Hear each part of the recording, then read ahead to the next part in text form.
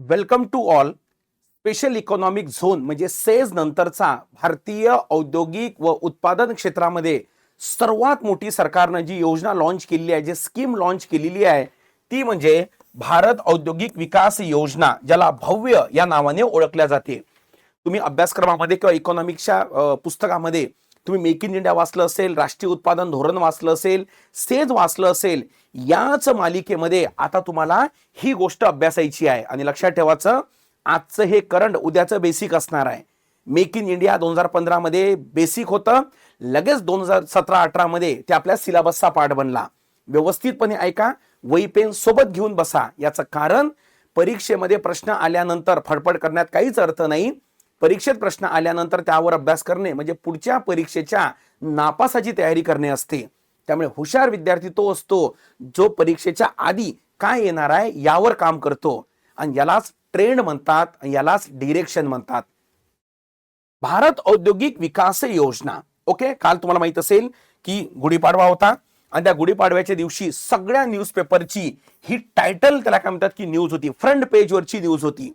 तुम्ही किती वाचलं, काय वाचलं, आपल्या टेलिग्रामवर सगळीकडे किती आलं हे तुम्ही आता बघा की किती आहे. तर किंवा जर ही न्यूज तुमच्याकडनं सुटली असेल तर मला कॉमेंट बॉक्समध्ये प्रामाणिक आपलं मत द्यावर काय की हो सर, जर तुम्ही युट्यूब घेतलं नसतं तर माझ्याकडनं ही न्यूज 100% सुटली असती, हे कॉमेंट बॉक्समध्ये सांगा. आणि हेच आपल्या बेसिक इकॉनॉमी पॉलिटीच्या बॅचचं वैशिष्ट्य आहे की आपण विथ बेसिक त्याला अपडेट, ही बॅच फुल लोडेड बॅच आपण देत असतो. 33,660 कोटीची भव्य योजना. आणि उद्देश काय याचा, तर भारतामध्ये मॅन्युफॅक्चरिंग म्हणजे उत्पादन क्षेत्राला काय देणे, चालना देणे.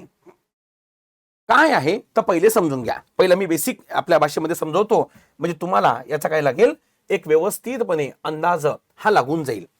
आता बघा ही योजना काय आहे, तर या अंतर्गत एक या प्रकारचा एक क्षेत्र हा विकसित करण्यात येईल.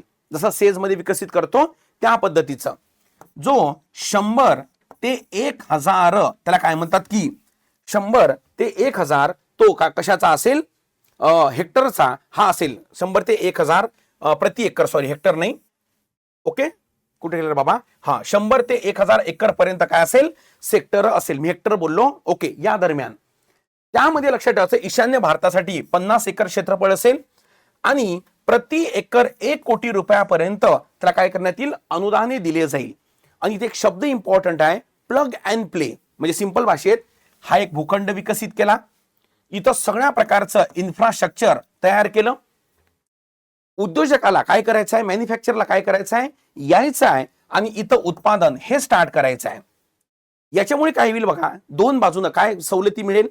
प्लग अँड प्ले हा जो शब्द आहे बघा, कुठेतरी एक दिला असेल, प्लग अँड प्ले हा शब्द आहे का बघा कुठेतरी, बरं तुम्ही वाचून घ्या.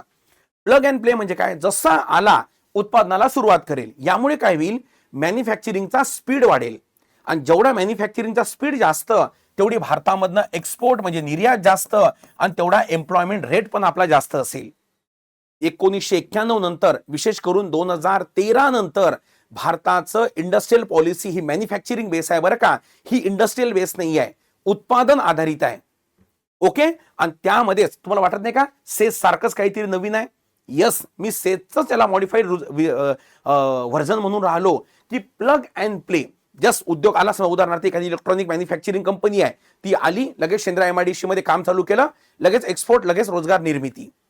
तर एकदम बेंचमार्क ही सरकारची योजना ही मानण्यात येते आणि पीएम गतिशक्ती योजनेचा भाग असेल. पीएम गतिशक्ती योजना म्हणजे काय, एक इंटिग्रेटेड मॅन्युफॅक्चरिंग एक डाटाबेस सरकारनं तयार केलाय, त्याला पीएम गतिशक्ती योजना असे म्हणतात. यामध्ये 15 लाख नवीन रोजगार, हा आकडा स्टार करून ठेवा. हा निर्मितीचं काय सरकारचं उद्दिष्ट आहे, प्रत्यक्ष अप्रत्यक्ष. आणि केंद्र आणि राज्य या दोघांच्या संयुक्त विद्यमानाने राबवल्या जाईल. याचं कारण म्हणजे काय माहितीये का, केंद्र सरकारला कोणतेही मॅन्युफॅक्चरिंग प्लांट लावायचं असेल तर राज्यांना सोबतच घ्यावं लागते. याचं कारण, ज्याला आपण भूमी किंवा लँड म्हणतो, हा राज्यसूचीचा विषय आहे. सेज पण केंद्राचा आहे, पण सेजसाठी लागणारा भूमी ही राज्याचा विषय आहे ना. त्यामुळे हे पॉइंट लक्षात असू द्या. आणि त्याला काय म्हणतात की केंद्र सरकार पायाभूत सुविधा निधी देईल. स्टेजमध्ये पण केंद्र सरकारच पायाभूत सुविधा निधी देते आणि राज्य सरकारे जमीन उपलब्ध करून देतील, कारण हा विषय हा राज्याचा आहे. आणि टायर 2 आणि टायर 3 सिटीमध्ये औद्योगिक विकासाचे विकेंद्रीकरण होण्यास मदत होईल. समजली इथपर्यंत? अतिशय महत्वपूर्ण. म्हणजे जर तुम्हाला सिलेबस बरोबर माहित असेल, तुम्हाला पीवायक्यू बरोबर माहित असेल, तर इथपर्यंतच तुम्हाला अंदाज आला असेल की सर थँक्यू सो मच, तुम्ही ही न्यूज घेतली. अदरवाईज ना आम्ही बेसिक क्लासमध्ये शिकलो होतो आणि ना कुठे शिकलो होतो. अजून लेक्चर बाकी आहे, बरोबर आहे का? वही पेन फक्त सोबत ठेवा. आणि यानंतर ओके, हे आपलं हे नंतर बघतो बाबा. तर या प्रकारे त्याला काय म्हणतात की ही योजना सरकारनं काय केली आहे, ही सुरू केलेली आहे. आता या अंतर्गत बघा की काय 33,660 कोटीची भव्य योजना आहे. आणि मुख्य उद्देश काय? जागतिक पुरवठा साखळीत भारताचे स्थान काय करणे? मजबूत करणे. एकदम परफेक्ट. आता बघा आपल्या स्टाईलनं आपण थोडे पॉइंट घेऊ. पण इंडियाच्या इकॉनॉमीचा प्रॉब्लेम काय, म्हणजे ही योजना का सुरू केली याचं बॅकग्राऊंड बरोबर समजून घ्या. आणि हेच आपल्या बॅचचं वैशिष्ट्य आहे. पण विशेष काय, जेव्हा आपण भारतीय अर्थव्यवस्थेचा आपण अभ्यास करतो, तर भारतीय अर्थव्यवस्थेचं सर्वात मोठं दुखणं माहितीये काय आहे? ते आहे की भारतीय अर्थव्यवस्था ही सेवा आधारित आहे, सर्व्हिस बेस आहे. जीडीपी मध्ये जवळपास 55% जास्त प्रमाण हे सेवा क्षेत्राचं आहे. तुम्ही म्हणाल सर ही तर चांगली गोष्ट आहे, पण नाही. मी तुम्हाला बेसिक क्लासमध्ये काय बोललो होतो?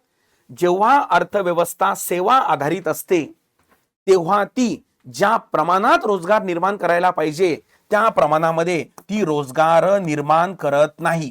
सेवा क्षेत्राला लागते काय? आता उदाहरणार्थ तुम्ही आपण संवाद चालू आहे, समोर काय म्हणतात त्याला, हे डबडं काय म्हणतात त्याला, हे कॅमेरा आहे. ओके, हा एक मागचा डबडा आहे, बरोबर नाही का? लाईट कॅमेरा ऍक्शन तुम्हाला मी शिकवतो. मला एकट्यालाच रोजगार आहे ना, आणि इथं हजारो पोरं मला बघून राहिले. हे सेवा क्षेत्र आहे. पण जर तुमच्या हजारो पोरांना हा मार्कर मला मॅन्युफॅक्चरिंग करून द्यायचा असता, तर साहजिक मला अतिरिक्त कामगार लावायला लागले असते ना. म्हणजेच काय, सेवा क्षेत्र रोजगार निर्माण करत नाही. बरोबर? रोजगार निर्माण करायचं असेल तर त्यासाठी तुम्हाला देशामध्ये औद्योगिक क्षेत्र किंवा तुम्हाला उत्पादन म्हणजे मॅन्युफॅक्चरिंग क्षेत्रच लागते. आणि इथंच आयोग तुम्हाला पकडतो आणि प्रश्न विचारतो, पुढील पैकी समावेशी अर्थव्यवस्था कुठली? Which is the following is inclusive economy. Inclusive economy कोणती आहे? समावेशी अर्थव्यवस्था कोणती आहे? बेसिक कन्सेप्ट काय शिकवलं होतं? ज्या अर्थव्यवस्थेमध्ये रोजगाराचं प्रमाण जास्त असेल ती समावेशी अर्थव्यवस्था असते. आणि पर्यायामध्ये देईल नंबर 1 सेवा आधारित, नंबर 2 औद्योगिक आधारित. त्याचं उत्तर असेल औद्योगिक आधारित, ना की सेवा आधारित. बरोबर? कदाचित तुम्ही तुमचा ओके पैदल लॉजिक पण लावू शकता किंवा जीडीपी मध्ये सेवेचं प्रमाण जास्त आहे त्यामुळे हे असेल.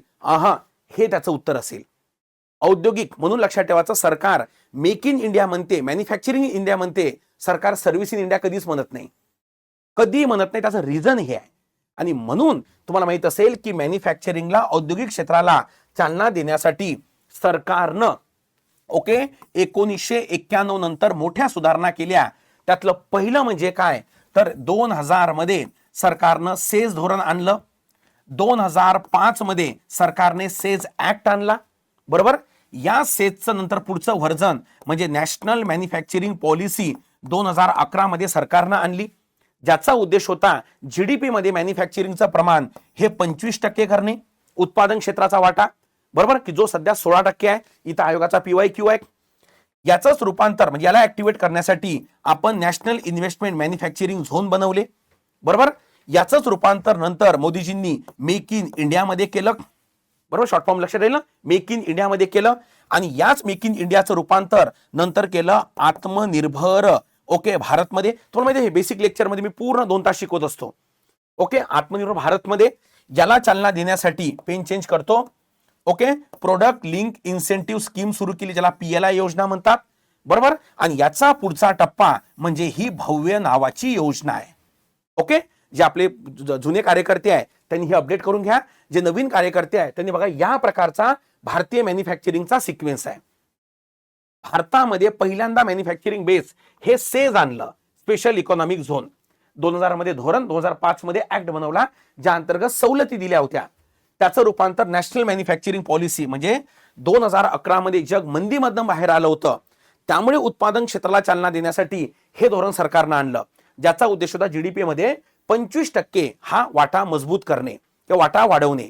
लक्षात ठेवा एक गोष्ट अजून पुढे की 1991 मध्ये फक्त मॅन्युफॅक्चरिंगचं प्रमाण जीडीपी मध्ये 9% होतं. मी मॅन्युफॅक्चरिंगचा शब्द वापरलाय, उद्योगाचा नाही. आणि तेच 2000 समजा मी 25 मध्ये घेतलं तर आता 16% आहे. वित्त आयोगानं प्रश्न विचारला होता की जीडीपी मध्ये औद्योगिक मॅन्युफॅक्चरिंगचं प्रमाण हे वाढत आहे आणि शेतीचं प्रमाण कमी होत आहे, सेवेचं प्रमाण वाढत आहे. आणि आणि तुम्हाला माहित असेल हे लक्ष आपलं किती पर्सेंट आहे, 25% आहे. आणि हाच आयोगाचा तुम्हाला माहित असेल तर पीवायक्यू होता. मॅन्युफॅक्चरिंग बेस सरकार का फोकस करत आहे, कारण याचा अर्थ तो एकमेव असा सेक्टर आहे की जो रोजगार निर्माण करतो. Is that clear? तर यासाठीच सरकारनं कोणती योजना सुरू केली आहे रे, ही भव्य नावाची योजना. खूप जास्त काल न्यूज मध्ये हायलाइट मध्ये होती, तुम्ही नाही वाचली तो भाग वेगळा विषय, कळला का? पण न्यूज मध्ये होती ही. त्यामुळे हे व्यवस्थितपणे अपडेट करून घ्या. आणि तुम्हाला माहित असेल की यावर प्रश्न म्हणजे आता ट्रेंड आयोगाचा असा आहे की सगळ्या सिलेबसवर एक दोन प्रश्न तो विचारत आहे. असं पहिले कसं होतं, हे केलं ते केलं, तसं होत नाही. तर या तऱ्हेनं ही स्कीम आहे. मी नोट्स पण आपल्या ग्रुपवर टाकून देतो, व्यवस्थितपणे बघून घ्या, म्हणजे तुम्हाला याचा नक्कीच काय होईल, फायदा होईल. ओके, बघा हा शब्द आहे प्लग अँड प्ले. बरोबर, काय शब्द आहे? Plug and play. म्हणजे याचा अर्थ आयतं तुम्हाला मॅन्युफॅक्चरिंग इन्फ्रास्ट्रक्चर तयार करून देईल, तुम्ही या आणि काय दिला, निर्यातीला चालना द्या किंवा मॅन्युफॅक्चरिंगला चालना द्या. ठीक आहे इथपर्यंत?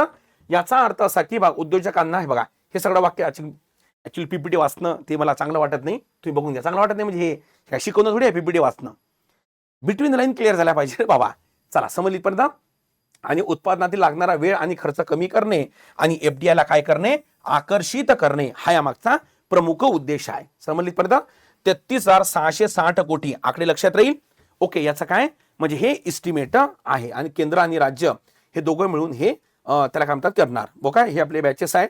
एक वेळा बघून घ्या. हे पूर्वच्या सर्वात महत्वाचं हे आरंभ पूर्वला, प्रहार पूर्वला आणि आपली डिस्क्रिप्टिव्हची फाउंडेशन बॅच पण असते. आणि ही इको पॉलिटी जर तुम्हाला स्वतंत्र करायची असेल तर ABHI ओके 50 हा कोड वापरा, तुम्हाला ऑफर होईल. आणि या बॅचचं वैशिष्ट्य म्हणजे एकच आहे, येणार तर यामधनं, आणि जर या बॅचमधनं इको पॉलिटी 15+15 30 मार्काचं नाही आलं तर ते कुठूनच येणार नाही. आय अगेन रिपीट, येणार तर यामधून, आणि जर यामधून नाही आलं तर ते कुठूनच येत नाही. याचं कारण या बॅचचं वैशिष्ट्य आहे समग्रता, एकदम बेसिक पासनं. बरोबर, बाकी तुम्हाला माहित आहे, फक्त नवीन पोरांना सांगण्याची गरज आहे, त्यामुळे मी बोललो. हे जाहिरात समजलं तरी काय हरकत नाही. चला कळलं? तर या तऱ्हेनं, आणि ज्याला पूर्व परीक्षा करायची असेल ही प्रहार 2.0 आरंभ 2.0 हे आपल्या पूर्व परीक्षेच्या सगळ्या बॅचेस आहे ते. ठीक आहे, नोट्स मी टाकतो. मला नक्की कमेंट बॉक्समध्ये सांगा की जर हे लेक्चर मी घेतलं नसतं तर तुम्ही कव्हर केलं असतं का. ठीक आहे इथपर्यंत? आजच्या ठळक बातम्या इथंच काय करतो, संपवतो. एक अजून सूचना, चॅनलला सबस्क्राईब करून घ्या अशी टीमची विनंती आहे. लेक्चर बघा अशी माझी विनंती आहे. चला समजलं? त्यामुळे काय होईल माहिती आहे का की मी लाईव्ह आलो तर तुम्हाला लगेच नोटिफिकेशन उपलब्ध होऊन जाईल. ठीक आहे, ओके, थँक्यू सो मच.